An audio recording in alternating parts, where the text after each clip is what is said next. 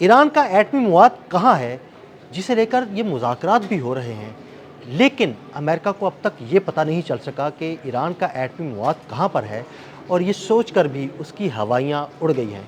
CIA भी ये पता लगाने में नाकाम है।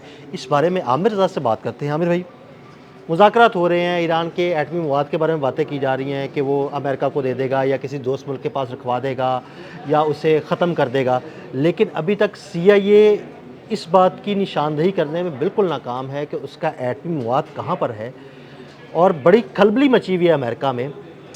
क्या अपडेट्स हैं इस बारे में, वो मवाद कहाँ पर है, किसी दोस्त मुल्क को दे दिया गया है या नहीं दिया गया और अमेरिका इतना परेशान क्यों है? देखिए, पहली बात तो मैं आपको ये बता दूं कि दोस्त मुल्क को दिया गया है या नहीं दिया गया। अगर देखा जाए तो फिर ये दो जहाज़ों जो जहाज़ चाइना की तरफ गए थे खाली, शायद खाली ना हो। हाँ, ये भी हो सकता है ना, खबर है। लेकिन चलें इस बात को देख लेते हैं कि ये जो अफजुर्दा यूरेनियम है, क्या इसको इस तरह सेफली जो है किसी मुल्क को बताए बगैर जो है मूव कराया जा सकता है या नहीं कराया जा सकता है, ये अहम सवाल है। फिर ये किस जगह पर है, ये बहुत अहम है। क्या ये इस्फहान में है, नंतज़ में है, फोर्दो में है, जो उनकी एटमी साइट्स हैं, एटॉमिक साइट्स हैं, उनमें है, ये कहाँ किस जगह पर मौजूद है, ये भी सोचने वाली बात है। तो ये अगर सारी चीज़ों को अगर हम इकट्ठा करें तो अमेरिका के प्रेसिडेंट डोनाल्ड ट्रंप ने अपनी नाकामी का जो इतराफ़ था वो जंग के कोई 25वें दिन पर आकर किया था और उन्होंने कहा कि हमारे लिए उसका यूरेनियम ख़तरा नहीं है, ये बहुत गहराई में है, जब बाहर आएगा तो देखेंगे। इस पे हमने वीलॉग भी किया था। इस पर हमने वीलॉग किया था, आपको याद आ गया। लेकिन डोनाल्ड ट्रंप ने अपनी नाकामी का जब इजहार किया, उसके बाद से और उससे पहले भी सबसे ज़रूरी चीज़ ये थी कि ये 60% इनरिच यूरेनियम जो है ये कहाँ पर मौजूद है। देखें, इसकी मकदार जो 450 से 460 किलोग्राम बताई जाती है, इससे 10 के करीब एटमी वॉरहेड जो है बनाए जा सकते हैं और ये बहुत बड़ा साइज़ है एक ऐसे मुल्क के लिए जो कि एटमी क़ुव्वत नहीं है। अगर वो एक आध वॉरहेड का धमाका कर दे ज़ेर ज़मीन और उससे वो बता दे तो वो एटमी क़ुव्वत बन जाएगा। ऐसे ही है। इसके बाद उसको कौन रोक पाएगा? कोई भी नहीं, कोई रोक नहीं पाएगा। इसी को लेकर अब ये मुज़ाकरात का सेकंड राउंड जो है चल रहा है। अब ये इंटेलिजेंस जो CIA है या मोसाद है, वो सारे के सारे इस बात पर थे कि ये इनरिच्ड यूरेनियम कहाँ पड़ा है। अब जो रिपोर्ट सामने आई हैं उसके मुताबिक IAEA के मुताबिक ये है कि बहुत ही कम मकदार में मुख्तलिफ साइट्स पर यह रखा गया है, यानी उसे बखेर के रखा गया है, हर साइड पे थोड़ा थोड़ा रखा गया है, एक जगह पे नहीं है। यानी ये हिकमत अमली ये थी कि अगर एक जगह पर हमला, जैसे आपको याद है कि मैंने कहा था कि ईरान के न्यूक्लियर साइट पर हमला किया जाएगा और मैंने उस पर लफ्ज़ बोला था कि ये समझ ये रहे हैं कि शायद ये टॉम क्रूज़ की फ़िल्म है जिसमें ये उतरेंगे हेलीकॉप्टर से। अड्डा तो टॉम क्रूज़। हाँ, अड्डा तो टॉम क्रूज़। अब वहाँ से उतर कर यूरेनियम चुरा के ले जाएंगे। ये कोई हीरा नहीं है जिसको आप चुरा के ले जाएंगे।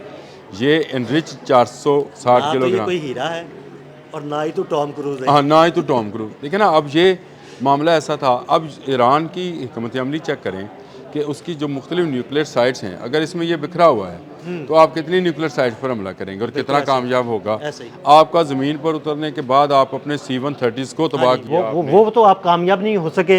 आप C-130 लेके उतरे, 2 C-130 थे, आपने लैंड किया हेलीकॉप्टर से, आपने लैंड किया, लेकिन आपके C-130 दोबारा A-10 आपका तबाह हुआ, उसमें बहुत सारे जहाज़ों को तबाह किया। अब मुझे ये बताएं, जब मुख्तलिफ साइट्स पर पड़े हैं तो ये ईरान उसको किसी वक्त भी गैदर कर सकता है। अब ये यूरेनियम को लेकर अगर ये ज़िद लगाएंगे तो ये जंग ख़त्म नहीं हो पाएगी। मैं आपको बताऊं, जो उसने एनरिच कर लिया, इजराइल भी कर चुका है, शुमाली कोरिया भी कर चुका है। ये वो ममालिक है जो शुमाली कोरिया के बारे में तो एक बड़ी खौफनाक रिपोर्ट सामने आई है। मैंने उस पर आपसे अलग बात करनी है। वो एटमी असासों के बारे में बड़ी खौफनाक रिपोर्ट। जी, आप ज़रूर करें। लेकिन ये बात हकीकत है कि ईरान के पास इस वक्त इनरिच यूरेनियम जो पड़ा है वो किसी वक्त भी तब्दील किया जा सकता है एटमी वॉरहेड के अंदर, और इसी को लेकर ये मुज़ाकरात का दूसरा राउंड है। ईरान अगर ये सरेंडर कर भी दे, लेट्स से सिर्फ एक अज्यूम कर लें, सरेंडर कर भी दे, तो क्या ईरान यूरेनियम की अफजुर्दगी के तमाम प्लांट्स भी बंद कर देगा? और जो एक मरतबा आप टेक्नोलॉजी हासिल कर लेते हैं फिर वो आपके पास रहती है। मैं यही सवाल करने वाला था कि अगर उसने इनरिच कर लिया यूरेनियम, पहले से कर लिया है, उसके पास वो टेक्नोलॉजी आ चुकी है, तो आप ले लें यूरेनियम, क्या वो दोबारा इनरिच नहीं कर सकता? हाँ, बिल्कुल ऐसे ही है। टेक्नोलॉजी तो उसके पास है। जो 10 किलो की देग पका सकता है, वो 10 किलो की 10-10 देगें मज़ीद पका सकता है। ऐसे ही है। ऐसे ही है ना, 100 किलो पका देगा आपको। ऐसे ही है।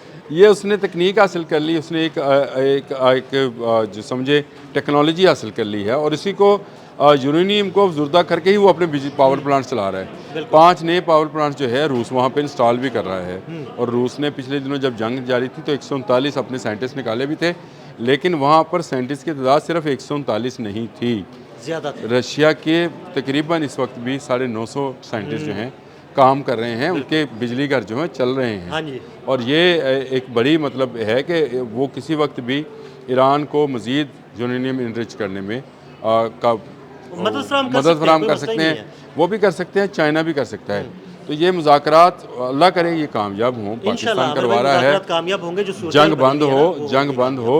लेकिन ये एक हकीकत है कि CIA हो या मुसाद हो, आज तक 450 या 460 किलोग्राम यूरेनियम तो एक तरफ रहा, 50 ग्राम यूरेनियम भी ईरान से पता नहीं करा सके, ना पता चला सके ना ले जा सके। नहीं, ऐसे ही बिल्कुल। देखिए हमले किए इन्होंने बहुत सारे, वो जो काग था उस जजीरे पे भी इन्होंने हमला किया, हमले इन्होंने बहुत किए हैं। बड़ी प्लानिंग की जनाब, हज़ारों के हमारे हेलीकॉप्टर आएंगे वहाँ पर, छाता बरदार उतरेंगे, हम यूरेनियम उठाएंगे, उठाकर ले जाएंगे।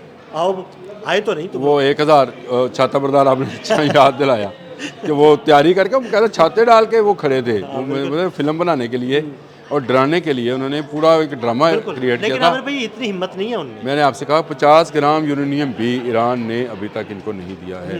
ये 450 किलोग्राम तो यूरेनियम बहुत बड़ी तादाद है। ये कैसे जाएगा, कैसे होगा, इस मसले को भी कोई एटमी कुव्वत ही हल कर सकती है। ये ना अमेरिका भी एटमी कुव्वत है, ना चाइना हल कर सकता है। कोई एक एटमी कुव्वत ऐसी होगी जिस पर, और आपको पता है कौन सी एटमी कुव्वत है जिस पर जो इस वक्त सारे मामले को देख रही है। सही है, पाकिस्तान का नाम लेना चाहिए हमें। हम एटमी कुव्वत हैं तो क्यों हम शर्माते हैं इस बात पे।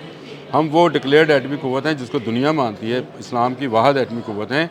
और ईरान अगर किसी एटमी कुव्वत पर इत्मीनान करेगा तो वो पाकिस्तान होगा, याद रखिएगा। करेगा नहीं आमिर भाई, वो कर रहे हैं, वो कर रहा है, पाकिस्तान पर ही इत्मीनान है। अब देखें ना, इस्लामाबाद टॉक्स इसीलिए दोबारा से दूसरा राउंड हो रहा है। और वो मैं हंस रहा था अपने पिछले व्लॉग के अंदर, एक दोस्त ने एक ट्वीट भेजा, उन्हें क्या पाकिस्तान के नाल मुहब्बत इतना जज्बाती होया है डोनाल्ड ट्रंप कि अज जुम्मे किधर सलवार कमीज पा के ना सारे आप जैसे लोग सलवार कमीज, बिल्कुल ऐसे ही जो हमेशा अच्छी बात है। हाँ, उसने, मैं भी हंसा और मैंने उसको अपने व्लॉग का हिस्सा भी बनाया। मैंने कहा जी लोग तो ये भी ट्वीट कर रहे हैं कि जज्बाती हो गया बहुत ज़्यादा।